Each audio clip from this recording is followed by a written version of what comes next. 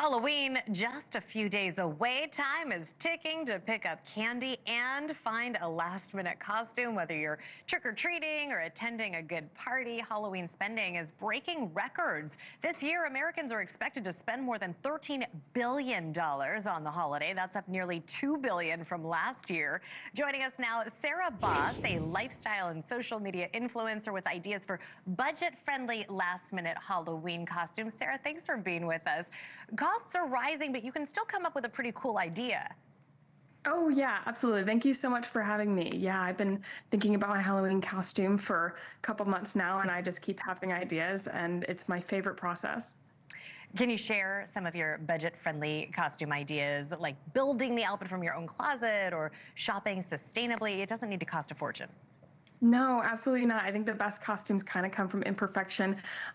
Some that I've been thinking of are some of the characters from Ella Enchanted. Like Fairy Lucinda is somebody that I think is so cute.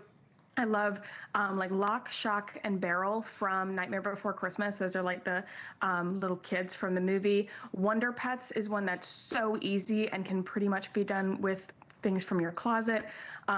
The characters from Treasure Planet, I think would be so cute. That's Captain Amelia, like Dr. Doppler, Jim Hawkins, Morph. I think that'd be so cute for a family to do.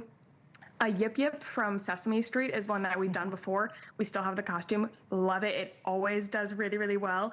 And then like the characters from Chicken Little, I think are so cute, and their outfits are pretty easy to replicate. Yeah, lots of Taylors and Travises out there this year. You Oh yeah. touched on, I love yours, by the way. I love your Tinkerbell. How can Thank you. families, and I know you just mentioned a couple of them, like Sesame Street, how can families with kids who want expensive costumes make the most out of the budget-friendly costumes or doing it themselves?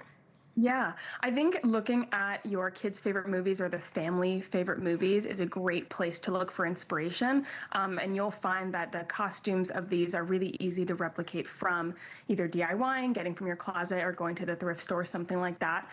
You can get a really like great group costume just by going to your favorite movies for inspiration. Okay. What about those people who say that they don't want to dress up on Halloween, or if you're like me with a teenage son who's like, we don't do that anymore? Is there ever an excuse for not throwing something together? Oh my gosh. I mean, it's so fun. I think that dressing up is so great. And if somebody doesn't want to do like a typical costume, something that could be cool is a concept. One of the concepts that I was coming up with this year is doing each song of the new Taylor Swift album as a costume. So that could be a fun way to get creative without feeling like you're going too costumey if you're not wanting to do that. Okay, I love that. What are your favorites so far this year? I know I'm totally putting you on the spot, but I know there's a lot of like newsworthy costumes this year. I've seen a couple of them, and I just saw an Instagram like real versus Instagram or real versus filtered. Any good ones that you've seen?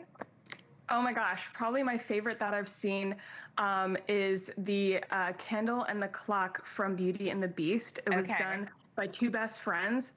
They got very creative with it, and it was definitely something that they had like built together, and it was very creative, and I loved it. I loved that different take on some classic characters, as well as not going for the main character of course, Belle and the Beast, but going for a side character I think could be really cool. Okay, Sarah, what are your thoughts on more controversial costumes? Like I know someone was doing the Coldplay couple. Oh my gosh. I mean, I think a cultural reference is so funny.